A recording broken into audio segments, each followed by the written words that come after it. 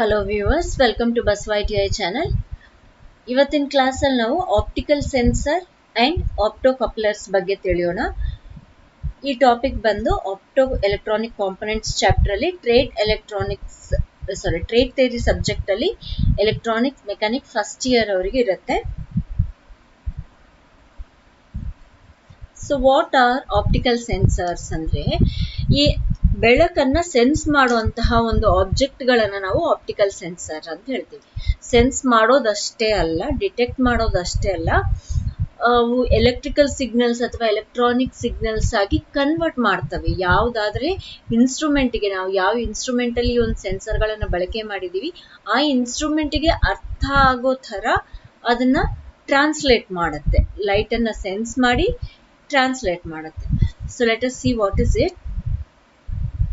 Electro-optical sensors are electronic detectors that convert light or a change in light into a electrical signal.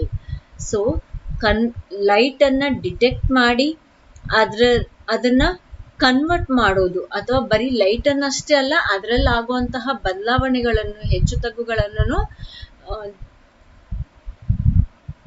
Detect ಮಾಡಿ ಏನ್ ಮಾಡುತ್ತೆ, electrical signals ಆಗಿ convert ಮಾಡುತ್ತೆ ಅಥವಾ electronic signals ಆಗಿ convert ಮಾಡುತ್ತೆ. ಅದು ಯಾವ ರೀತಿ ಕನ್ವರ್ಟ್ ಮಾಡುತ್ತೆ, ಅದು ಯಾವ ಫಾರ್ಮ್ ಆಫ್ ಎನರ್ಜಿಗೆ ಕನ್ವರ್ಟ್ ಮಾಡುತ್ತೆ ಅನ್ನೋದು ನಾವು ಯಾವ ಅಪ್ಲಿಕೇಶನ್ ಅಲ್ಲಿ ಬಳಕೆ ಮಾಡಿದೀವಿ ಅದನ್ನ ಅನ್ನೋದ್ರ ಮೇಲೆ ಡಿಪೆಂಡ್ ಆಗುತ್ತೆ.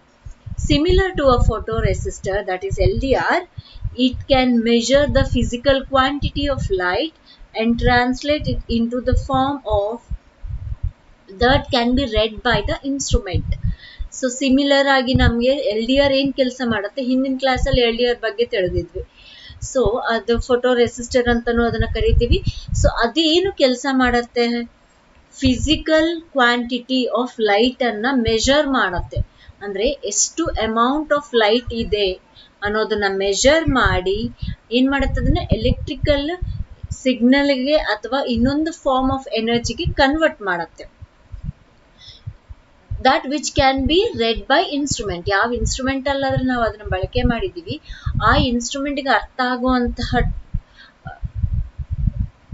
ಆಗುವಂತಹ ಒಂದು ಕ್ವಾಂಟಿಟಿಗೆ ಅಥವಾ ಫಾರ್ಮ್ ಆಫ್ ಎನರ್ಜಿಗೆ ಕನ್ವರ್ಟ್ ಮಾಡುತ್ತೆ.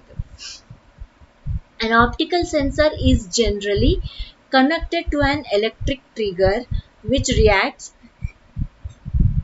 to a change in the signal and starts or stops a machine.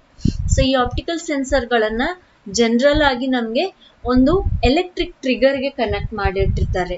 So ಆ ಎಲೆಕ್ಟ್ರಿಕ್ ಟ್ರಿಗರ್ ಏನ್ ಮಾಡುತ್ತೆ, ಈ ಎಲೆಕ್ಟ್ರಿಕ್ ಸೆನ್ಸರ್ ಏನಿದೆ, ಆಪ್ಟಿಕಲ್ ಸೆನ್ಸರ್, ಅದರಿಂದ ಏನಾದ್ರೂ ಚೇಂಜಸ್, ಬದಲಾವಣೆಗಳು ಬಂದವಾಗ ಈ ಟ್ರಿಗರ್ ರಿಯಾಕ್ಟ್ ಆಗುತ್ತೆ. ಟ್ರಿಗರ್ ರಿಯಾಕ್ಟ್ ಆಗೋದ್ರ ಮುಖಾಂತರ ಒಂದು ಮೆಷಿನ್ ಸ್ಟಾರ್ಟ್ ಅಥವಾ ಸ್ಟಾಪ್ ಮಾಡುವಂತರ ಅದನ್ನ ಕನೆಕ್ಟ್ ಮಾಡಿಟ್ಟಿರ್ತಾರೆ. ಸೊ ಸಿಂಪಲ್ ಆಗಿ ಹೇಳ್ಬೇಕಂದ್ರೆ, ಒಂದು ಮಿಷನ್ ಸ್ಟಾರ್ಟ್ ಅಥವಾ ಸ್ಟಾಪ್ ಮಾಡೋದಕ್ಕೆ ಈ ಒಂದು ಆಪ್ಟಿಕಲ್ ಸೆನ್ಸರ್ಗಳನ್ನ ಯೂಸ್ ಮಾಡ್ತಾರೆ. ಅದು ಯಾವ ರೀತಿ, ಬೆಳಕಿಗೆ ತಕ್ಕಂತೆ ಸ್ಟಾರ್ಟ್ ಅಥವಾ ಸ್ಟಾಪ್ ಆಗ್ಬೇಕು ಆ ಮಿಷನ್. ಸೊ ಆ ರೀತಿ ಆ ಒಂದು ಅಪ್ಲಿಕೇಶನ್ಗಳಲ್ಲಿ ಆಪ್ಟಿಕಲ್ ಸೆನ್ಸರ್ಗಳನ್ನು ಬಳಕೆ ಮಾಡ್ತಾರೆ. ಸೊ ಇಲ್ಲಿ ನೋಡಿ, ಇಲ್ಲಿ it's a structure of optical sensor.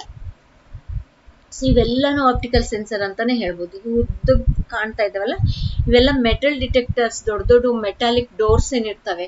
ನೀವೆಲ್ಲಾದ್ರೂ shopping mall ಅಲ್ಲಿ ಹೋಗಿದ್ದವಾಗ ನೀವೇನ ಒಂದು ಮೆಟಾಲಿಕ್ ಡೋರ್ ಇಂದ ಪಾಸ್ ಆಗ್ತೀರಿ. ಸೊ ಆ ರೀತಿ ಡೋರ್ಗಳಲ್ಲಿ ಈ ಒಂದು ಆಪ್ಟಿಕಲ್ ಸೆನ್ಸರ್ಗಳನ್ನ ಯೂಸ್ ಮಾಡ್ಕೊಂತಾರೆ. ಸೊ ಈ ರೀತಿ ಎಲ್ಲ ಇದ್ರ ಮ್ಯಾನುಫ್ಯಾಕ್ಚರಿಂಗ್ ಇರುತ್ತೆ. So types of optical sensors ನೋಡೋದಾದ್ರೆ, there are many kinds of optical sensors. The most common types are photoconductive devices, that is LDR, light dependent resistor, photovoltaic, commonly known as solar cells, photodiodes and phototransistors. So ಇವು 4 ಏನಿದಾವೆ most common ಆಗಿ use ಮಾಡುವಂತಹ optical sensors. ಅಥವಾ ಇವಾಗ ತನಕ ನಾವು ಏನು opto electronic components ಅಂತ ನೋಡ್ಕೊಂಡು ಬಂದಿದ್ದೀವಿ, LED, LDR, ಇವೆಲ್ಲಾನು ನಮ್ಗೇನು ಫೋಟೋಡಯೋಡ್, ಫೋಟೋ ಟ್ರಾನ್ಸಿಸ್ಟರ್ ಇವೆಲ್ಲಾನು ನಮಗೆ ಆಪ್ಟಿಕಲ್ ಸೆನ್ಸರ್ಸ್ ಅಲ್ಲೇ ಬರ್ತವೆ. So these are all the types of optical sensor. Moving on to the next topic. Uses ಏನು, ಆಪ್ಟಿಕಲ್ ಸೆನ್ಸರ್ ಬಳಕೆ ಮಾಡೋದ್ರಿಂದ ಏನು ಉಪಯೋಗ ಇರುತ್ತೆ ಅನ್ನೋದನ್ನ ನೋಡೋಣ. They are used in many industrial and consumer applications. ಬಹಳಷ್ಟು ಇಂಡಸ್ಟ್ರಿಯಲ್ ಹಾಗೂ ಕನ್ಸ್ಯೂಮರ್ ಅಂದ್ರೆ ಮನೆಗಳಲ್ಲಿ, ಸಣ್ಣ ಸಣ್ಣ ಶಾಪ್ಗಳಲ್ಲಿ ಇಂತಹ ಒಂದು ಅಪ್ಲಿಕೇಶನ್ಸ್ ಅಲ್ಲಿ ಬಳಕೆ ಮಾಡ್ತೀವಿ ಆಪ್ಟಿಕಲ್ ಸೆನ್ಸರ್ಗಳನ್ನ. For example, first one, lamps that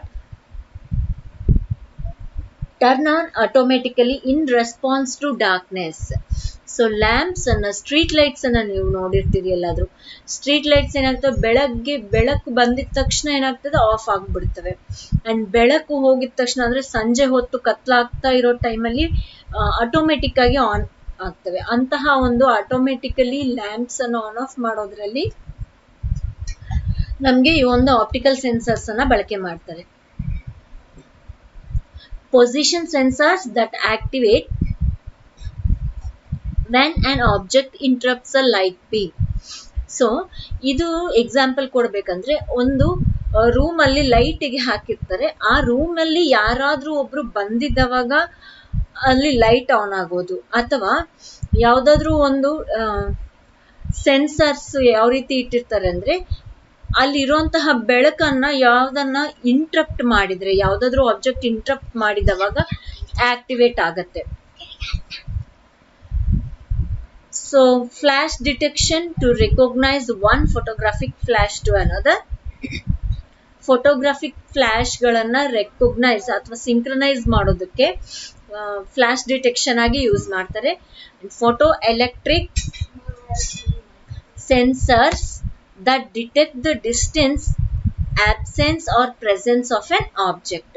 photo electric sensors ಏನ್ ಮಾಡ್ತವೆ, ಒಂದು ಡಿಸ್ಟೆನ್ಸ್ ಅನ್ನ, ಆಬ್ಜೆಕ್ಟ್ ಗೆ ಹಾಗೂ ಆ ಲೈಟ್ ಗೆ ಇರುವಂತಹ ಡಿಸ್ಟೆನ್ಸ್ ಅನ್ನ, ಅಥವಾ ಲೈಟ್ ಇಲ್ಲದೆ ಇರೋದನ್ನ ಅಥವಾ ಲೈಟ್ ಪ್ರೆಸೆಂಟ್ ಇರೋದನ್ನ ಏನ್ ಮಾಡ್ತವೆ, ಡಿಟೆಕ್ಟ್ ಮಾಡ್ಕೊಂತವೆ. ಸೊ ಇದು ಎಲ್ಲ ಯೂಸಸ್ ಎಲ್ಲಿ, ಆಟೋಮೆಟಿಕ್ ಟರ್ನ್ ಆನ್ ಆಫ್ ಆಗುವಂತಹ ಲ್ಯಾಂಪ್, ಸ್ಟ್ರೀಟ್ ಲ್ಯಾಂಪ್ಸ್ ಆಗ್ಲಿ, ಮನೆಗಳಲ್ಲಿ ಬಲ್ಬ್ಗಳಾಗ್ಲಿ ಆಟೋಮೆಟಿಕಲಿ ಡಾರ್ಕ್ ಆಗಿದ ತಕ್ಷಣ ಆನ್ ಆಗೋ ತರ. ಅಂಡ್ ಪೊಸಿಷನ್ ಸೆನ್ಸರ್ಸ್ ಅಂದ್ರೆ ಬೆಸ್ಟ್ ಎಕ್ಸಾಂಪಲ್ ಅಂದ್ರೆ ನಿಮ್ಗೆ ಮೆಟಲ್ ಡಿಟೆಕ್ಟರ್ ಅನ್ನು ಕೊಡಬಹುದು. ಸೊ ಮೆಟಲ್ ಡಿಟೆಕ್ಟರ್ ಅಲ್ಲಿ ಅಥವಾ ಮೆಟಲ್ ಡೋರ್ ಮೆಟಲ್ ಡಿಟೆಕ್ಟರ್ ಹಾಕ್ತಾರಲ್ಲ, ಅಂತದ್ರಲ್ಲಿ ಯಾರು ಇಲ್ಲದೆ ಇರುವಾಗ ಬಹಳಷ್ಟು ಬೆಳಕಿರತ್ತೆ. ಸೊ ಯಾರಾದ್ರೂ ಮನುಷ್ಯ ಅದ್ರಲ್ಲಿ ಹೋಗಿದ್ದವಾಗ ಇಟ್ ಇಂಟ್ರಪ್ಟ್ಸ್, ಅಲ್ಲಿರುವಂತಹ ಲೈಟ್ ಬೀಮ್ ಅನ್ನ ಈ ಮನುಷ್ಯನ ನೆರಳು ಏನಾಗತ್ತೆ, ಇಂಟ್ರಪ್ಟ್ ಮಾಡತ್ತೆ. ಸೊ ಅದನ್ನ ನಾವು ಬೆಸ್ಟ್ ಎಕ್ಸಾಂಪಲ್ ಆಗಿ ಕೊಡ್ಬೋದು ಪೊಸಿಷನ್ ಸೆನ್ಸರ್ಸ್ ಅನ್ನ. ಫ್ಲಾಶ್ ಡಿಟೆಕ್ಷನ್ ಅಂತ ಹೇಳ್ತೀವಿ. ಫೋಟೋಗ್ರಾಫಿಕ್ ಫ್ಲಾಶ್ ಗಳೇನಿರ್ತವೆ ಆ ಫ್ಲಾಶ್ ಗಳನ್ನ ಸಿಂಕ್ರನೈಸ್ ಮಾಡೋದಕ್ಕೆ, ಹಾಗೂ ಫೋಟೋ ಎಲೆಕ್ಟ್ರಿಕ್ ಸೆನ್ಸರ್ಸ್ ದ ಏನು ಡಿಸ್ಟೆನ್ಸ್ ಅನ್ನ ಹಾಗೂ ಲೈಟ್ ಆಬ್ಸೆಂಟ್ ಅಥವಾ ಪ್ರೆಸೆನ್ಸ್ ಇರೋದನ್ನ ಡಿಟೆಕ್ಟ್ ಮಾಡೋದಕ್ಕೆ ಫೋಟೋ ಎಲೆಕ್ಟ್ರಿಕ್ ಸೆನ್ಸರ್ಸ್ ಅನ್ನ ಯೂಸ್ ಮಾಡ್ತಾರೆ. ಇಷ್ಟೆಲ್ಲ ನಮ್ಗೆ ಆಪ್ಟಿಕಲ್ ಸೆನ್ಸರ್ಸ್ ಯೂಸಸ್ ಅಂತ ಹೇಳ್ಬೋದು. And these are only basic uses. ಇತ್ತೀಚಿನ ಕಾಲದಲ್ಲಿ ಬಹಳಷ್ಟು ಬೇರೆ ಒಂದು ಅಪ್ಲಿಕೇಶನ್ ಗಳಿಗೆ ಬಳಕೆ ಮಾಡ್ತಾ ಇದ್ದಾರೆ, ಆದ್ರೆ ಇದು ಬೇಸಿಕ್ ಆಗಿ ಯೂಸ್ ಮಾಡುವಂತಹ ಅಪ್ಲಿಕೇಶನ್ಸ್. ಸೊ ಮುಂದೆ ನೋಡೋದಾದ್ರೆ, ಆಪ್ಟೋಕಪ್ಲರ್ಸ್ ಆರ್ ಆಪ್ಟೋ ಐಸೋಲೇಟರ್ಸ್ ಅಂತ ಕರಿತೀವಿ. ಆಪ್ಟೋಕಪ್ಲರ್ಸ್ ಆರ್ ಆಪ್ಟೋ ಐಸೋಲೇಟರ್ಸ್. ಸೊ ಇವನ್ ಯಾಕೆ ಬಳಕೆ ಮಾಡ್ತೀವಿ, ಏನಿದು ಆಪ್ಟೋಕಪ್ಲರ್ಸ್ ಅಥವಾ ಆಪ್ಟೋ ಐಸೋಲೇಟರ್ಸ್ ಅನ್ನೋದು ನೋಡೋದಾದ್ರೆ, in electronics an opto isolator also called as an optocoupler athava photocoupler or optical isolator is a component that transfers electrical signals between two isolated circuits by using light. So ಏನ್ ಹೇಳ್ತಾ ಇದಾರೆ, ಎರಡು isolate ಆಗಿರುವಂತಹ circuit ಮಧ್ಯದಲ್ಲಿ ಲೈಟಿನ ರೂಪದಲ್ಲಿ ಏನ್ ಮಾಡುತ್ತೆ, ಸಿಗ್ನಲ್ಸ್ ಅನ್ನ, ಎಲೆಕ್ಟ್ರಿಕಲ್ ಸಿಗ್ನಲ್ಸ್ ಅನ್ನ ಟ್ರಾನ್ಸ್ಫರ್ ಮಾಡುತ್ತೆ. ಆಪ್ಟೋಕಪ್ಲರ್ಸ್ ಅಥವಾ ಫೋಟೋಕಪ್ಲರ್ಸ್ ಅಂತ ಕರಿತೀವಿ, ಆಪ್ಟೋ ಐಸೋಲೇಟರ್ಸ್ ಅಂತೀವಿ, ಅಥವಾ ಆಪ್ಟಿಕಲ್ ಐಸೋಲೇಟರ್ಸ್. ಇವೆಲ್ಲ ಏನಿದಾವಲ್ಲ ಒಂದೇ word. So that can be called as same ಅಂದ್ರೆ ಎಲ್ಲಾನು ಸೇಮ್ ಅಂತ ಅರ್ಥ. ಸೊ ಇವು ಏನ್ ಮಾಡ್ತವೆ, ಎರಡು ಐಸೋಲೇಟ್ ಆಗಿರುವಂತಹ ಒಂದಕ್ಕೊಂದು ಐಸೋಲೇಟ್ ಆಗಿರುವಂತಹ ಸರ್ಕ್ಯೂಟ್ಗಳು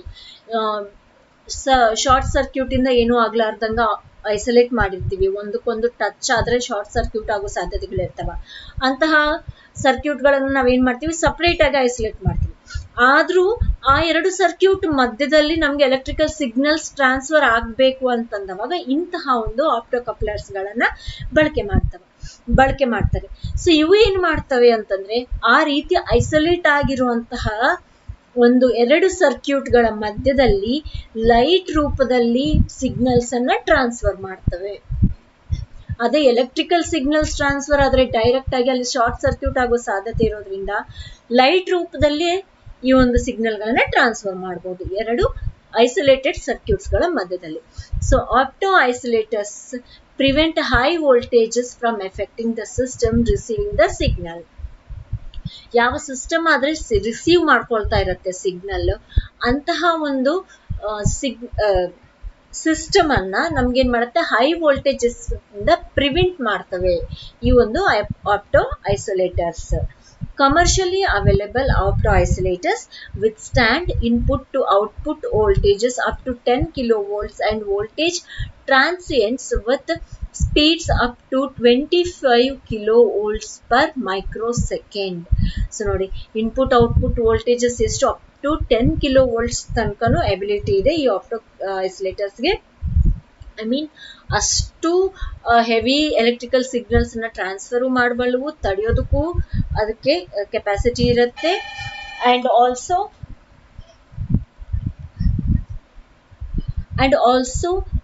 ನಮ್ಗೆ ಟ್ರಾನ್ಸ್ಫರ್ ಸ್ಪೀಡ್ ಬಂದು ನಮ್ಗೆ up to 25 kilovolts per microsecond ಇದೆ. So next, common type of optocoupler is A common type of optocoupler ಅಥವಾ opto isolator consists of an LED and a phototransistor in the same opaque package. So ಏನ್ ಹೇಳ್ತಾ ಇದ್ದಾರೆ, common type ಆಗಿ normal ಆಗಿ simple ಆಗಿ ನಮ್ಗೆ construct ಆಗಿರುವಂತಹ ಒಂದು ಆಪ್ಟೋ ಐಸೋಲೇಟರ್ ಬಂದು ಏನೇನ್ ಇರ್ತವೆ ಅದರಲ್ಲಿ ಒಂದು LED ಇರುತ್ತೆ, light emitting diode and one photo transistor ಇರುತ್ತೆ. Photo transistor in same package, ಎರಡು ಸೇರಿಸಿ ಒಂದೇ ಪ್ಯಾಕೇಜ್ ಅಲ್ಲಿ ಮ್ಯಾನುಫ್ಯಾಕ್ಚರ್ ಮಾಡಿರ್ತಾರೆ. ಸೊ ಒಂದು ಸಿಂಪಲ್ ಆಪ್ಟೋ ಐಸೋಲೇಟರ್ ಬಂದು ಈ ರೀತಿ ತಯಾರಾಗುತ್ತೆ. So next, other types of source sensors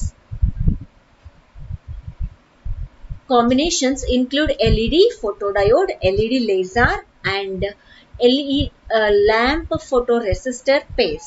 so ಇಲ್ಲಿ ಏನಾಗುತ್ತೆ, ಬೇರೆ ಬೇರೆ ತರದ್ದು ಫೋಟೋ ಸೆನ್ಸರ್ಗಳು ಅಥವಾ ಈ ಒಂದು ಸೆನ್ಸರ್ ಸೋರ್ಸ್ಗಳು ಏನಾಗುತ್ತೆ, ಫೋಟೋಡಯೋಡ್ LED ಎರಡು ಕಾಂಬಿನೇಷನ್ ಆಗಿ ಮ್ಯಾನುಫ್ಯಾಕ್ಚರ್ ಆಗ್ತವೆ, ಅಥವಾ LED ಲೇಸರ್ ಅಥವಾ ಲ್ಯಾಂಪ್ ಫೋಟೋರೆಸಿಸ್ಟರ್ ಪೇರ್ಸ್ ಆಗಿ ಮ್ಯಾನುಫ್ಯಾಕ್ಚರಿಂಗ್ ಮಾಡ್ತಾರೆ.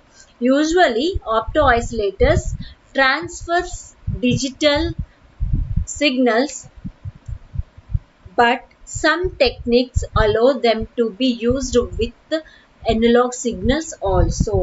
So usual ಆಗಿ ನಮಗೆ ಈ ಆಪ್ಟೋ ಐಸೋಲೇಟರ್ಸ್ ಅನ್ನೋವು ಡಿಜಿಟಲ್ ಸಿಗ್ನಲ್ಸ್ ಅನ್ನ ಟ್ರಾನ್ಸ್ಫರ್ ಮಾಡೋದು, ಅಂದ್ರೆ 0 1s 1 0 ಅಥವಾ ಆನ್ ಅಂಡ್ ಆಫ್ ಸಿಗ್ನಲ್ ಅನ್ನ ಟ್ರಾನ್ಸ್ಫರ್ ಮಾಡೋದು ಬಳಕೆ ಮಾಡ್ತಾರೆ. ಆದರೆ ಕೆಲವೊಂದು ಬೇರೆ ಟೆಕ್ನಿಕ್ ಗಳನ್ನ ಬಳಕೆ ಮಾಡೋದ್ರಿಂದ ಇವನ್ನ ನಾವು ಅನಲಾಗ್ ಸಿಗ್ನಲ್ಸ್ಗೆ ಟ್ರಾನ್ಸ್ಫರ್ ಮಾಡೋದಕ್ಕೂ ಬಳಕೆ ಮಾಡಬಹುದು. ಸೊ ಇದು ಬಂದು ಆಪ್ಟೋ ಕಪ್ಲರ್ ಬಂದು ನಮ್ಗೆ ಏನು, ಇದು ಸರ್ಕ್ಯೂಟ್ ಸಿಂಬಲ್ ಅಂತ ಹೇಳ್ಬೋದು. ಅಂಡ್ ಈ ರೀತಿ IC ರೂಪದಲ್ಲಿ ಒಂದು ಆಪ್ಟೋ ಕಪ್ಲರ್ಸ್ ಮ್ಯಾನುಫ್ಯಾಕ್ಚರ್ ಆಗ್ತವೆ. So let us move on to the next topic. ಇವು ಬಂದು ಕಾಮನ್ ಟೈಪ್ ಆಫ್ ಆಪ್ಟೋಕಪ್ಲರ್ಸ್. ಸೊ ಏನೇನಿದಾವೆ ನೋಡ್ರಿ, ಇಲ್ಲಿ photo transistor plus LED combination ಅಲ್ಲಿ and photo Darlington plus LED combination ಅಲ್ಲಿ and SCR plus photo LED combination and photo triac and LED combination ಅಲ್ಲಿ. ಈ 4 ಕಾಂಬಿನೇಷನ್ಸ್ ಅಲ್ಲಿ ಬೇಸಿಕ್ ಆಗಿ ಆಪ್ಟೋಕಪ್ಲರ್ಸ್ ಏನಾಗುತ್ತೆ, ಮ್ಯಾನುಫ್ಯಾಕ್ಚರ್ ಆಗುತ್ತೆ. ಇದರ ಯೂಸಸ್ ಅಥವಾ ಅಪ್ಲಿಕೇಶನ್ಸ್ ಏನು ಅನ್ನೋದು ನೋಡೋದಾದ್ರೆ, ಆಪ್ಟೋಕಪ್ಲರ್ ಅಪ್ಲಿಕೇಶನ್ಸ್ ಬಂದು microprocessor input or output switching, DC and AC power control ಅಲ್ಲಿ, communication equipment protections, power supply regulation. So ಎಲ್ಲೆಲ್ಲಿ ಎಂತ ಅಲ್ಲಿ ನಾವು ಯೂಸ್ ಮಾಡ್ತೀವಿ ಅಂದ್ರೆ switching purpose, controlling purpose and regulation purpose and protection purpose. ಅಂದ್ರೆ ಏನು, ಇನ್ಪುಟ್ ಔಟ್ಪುಟ್ ಅನ್ನ ಸ್ವಿಚ್ ಮಾಡೋದಕ್ಕೆ ಮೈಕ್ರೋ ಪ್ರೊಸೆಸರ್ ಅಲ್ಲಿ ಯೂಸ್ ಮಾಡ್ತೀವಿ. AC or DC power control ಅಲ್ಲಿ ಪವರ್ ಅನ್ನ ಕಂಟ್ರೋಲ್ ಮಾಡೋದಕ್ಕೆ, ಯಾವ್ದಾದ್ರು ಒಂದು ಸರ್ಕ್ಯೂಟ್ಗೆ ಇಷ್ಟೇ ಪವರ್ ಹೋಗ್ಬೇಕು ಅನ್ನೋದನ್ನ ಕಂಟ್ರೋಲ್ ಮಾಡೋದಕ್ಕೆ ಯೂಸ್ ಮಾಡ್ತೀವಿ. ಅಂಡ್ ಕಮ್ಯುನಿಕೇಶನ್ ಎಕ್ವಿಪ್ಮೆಂಟ್ಸ್ ಅಲ್ಲಿ ಪ್ರೊಟೆಕ್ಷನ್ ಸಲುವಾಗಿ ಯೂಸ್ ಮಾಡ್ತೀವಿ. ಅಂಡ್ ಪವರ್ ಸಪ್ಲೈನ ರೆಗ್ಯುಲೇಷನ್ ಆಗಿ ಯೂಸ್ ಮಾಡ್ತೀವಿ. ಸೊ ಇದು ಎಲ್ಲ ಆಪ್ಟೋಕಪ್ಲರ್ ಅಪ್ಲಿಕೇಶನ್ ಆಗಿರುತ್ತೆ. ಐ ಹೋಪ್ ನಿಮ್ಗೆಲ್ಲ ಅರ್ಥ ಆಗಿದೆ ಅಂತ ತಿಳ್ಕೊಂತಾ ಇದ್ದೀನಿ.